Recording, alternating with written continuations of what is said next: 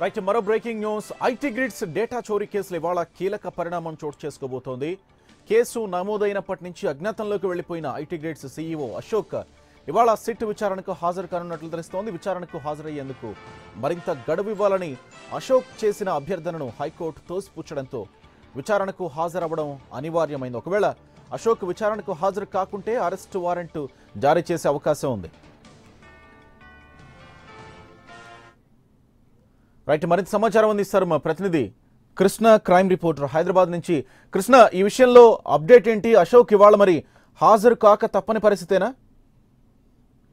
గోపి, ఏదైతే IT grid case వ్యవహారం వచ్చిన తర్వాత ముందుగా సైబరాబాద్ కమిషనరేట్ లో ఎప్పుడైతే ఈయన ఐటీ గ్రిడ్ సీఈఓ అశోక్ మీద కేసు నమోదైన తర్వాత సైబరాబాద్ పోలీసులు ఆయనకి నోటీస్ అందించారు. దాదాపు 48 గంటల పాటు టైం ఇచ్చినప్పటికీ కూడా దాన్ని పట్టించుకోకుండా ఆయన కనిపించకుండా అజ్ఞాతంలోకి వెళ్ళిపోవడం జరిగింది. దీనిపైన కోర్టుకు వెళ్దామనే సమయంలోనే ప్రభుత్వం దీన్ని దర్యాప్తు వ్యవహారానికి సంబంధించి సిట్ అధికారులకు అప్పగించారు. సిట్ అధికారులు ప్రత్యేకమైన దర్యాప్తు సాగిస్తూ అయితే మరోసారి ఈయన ఇంటికి కూకట్పల్లిలో ఉన్న అశోక్ ఇంటికి నోటీస్ అందించడం జరిగింది. ఈ రోజు 13వ తారీఖు సాయంత్రం 6 గంటల వరకు సమయం ఇచ్చారు. 6 గంటల లోపు కనుక అశోక్ కనుక పోలీసుల ముందు అంటే సిట్ అధికారుల ముందు విచారణ కాకపోతే తదుపరి కోర్టు నుంచి ఆయనకు అరెస్ట్ వారెంట్ జారీ అవకాశాలు కూడా ఉన్నాయి. ఈ నేపథ్యంలోనే అశోక్ తన న్యాయవాదులను సంప్రదించినట్లు, న్యాయవాదుల సహకారంతో సిట్ అధికారుల ముందు హాజరు కావాలని చెప్పి ఆలోచనలో ఉన్నట్లుగా కూడా తెలుస్తుంది.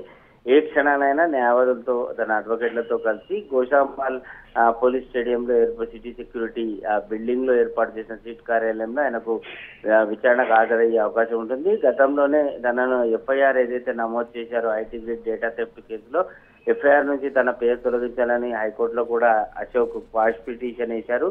దీన్ని పరిశీలించిన హైకోర్టు కూడా ముందుగా విచారణకు హాజరు కావాలి, ఆ తర్వాత తదుపరి ఆర్గ్యుమెంట్స్ అనేది వింటామని కూడా హైకోర్టు స్పష్టం చేసింది. కాబట్టి ఖచ్చితంగా ఈరోజు అశోక్ హాజరు అవ్వాల్సి ఉంటుంది. సాయంత్రం 6 దాటితే మాత్రం ఈ విషయాన్ని సిట్ అధికారులు కోర్టు దృష్టికి తీసుకొచ్చి అరెస్ట్ వారెంట్ తీసుకొచ్చి ఆ తర్వాత అతన్ని అరెస్ట్ చేసే అవకాశాలు ఉంటాయి.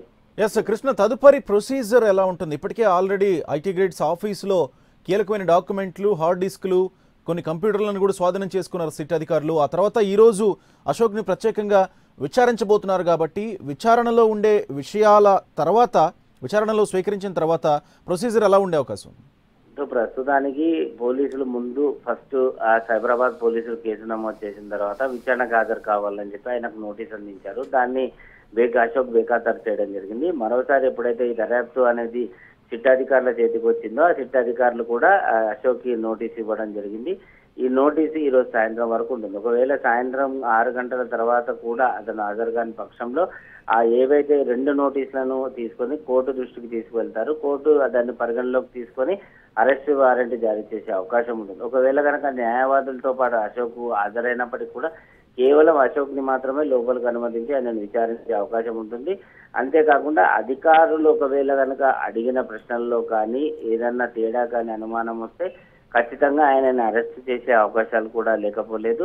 లేని పక్షంలో ఒకవేళ కనుక విచారణకు ఆయన సహకరించి ఉంటే, ముందుగానే మొదటి నోటీస్కే కనుక విచారణ అతను హాజరై ఉంటే అతన్ని విచారించడం, స్టేట్మెంట్ రికార్డ్ చేసిన తర్వాత అందుబాటులో ఉండాలి, అవసరమైతే మరోసారి పిలిస్తే విచారణకు రావాలి అని చెప్పి ఆదేశించేవారు. కానీ ఇప్పటికే 2 నోటీసులు, అది కూడా ఈ రోజు చివరి గడువు ఉన్న నేపథ్యంలో ఈ కేసులో ప్రధానమైన వ్యక్తి అశోకే కాబట్టి ఒకవేళ అతను న్యాయవాదులతో కలిసి వచ్చినా ఖచ్చితంగా అరెస్ట్ చేసే అవకాశాలు కూడా. సో ఖచ్చితంగా ఇవాళ అశోక్ ని విచారించిన తర్వాత ఈ విషయంలో ఒక కీలకమైన మలుపు చోటు చేసుకునే అవకాశం ఉందైతే అనుకోవచ్చా?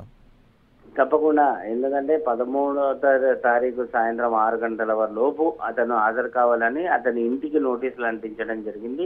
ఈ నేపథ్యంలోనే తన న్యాయవాదులతో కలిసి సిట్ ఉన్నతాధికారులతో అశోక్ ఇప్పటికే పలుమార్లు సంప్రదించినట్లుగా కూడా తెలుస్తోంది.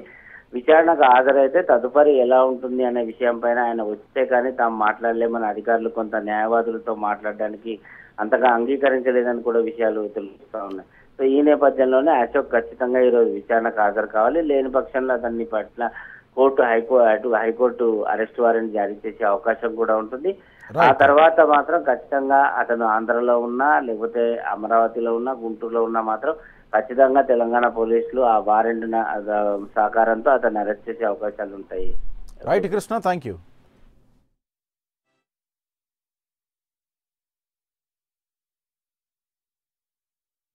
పృథ్వీ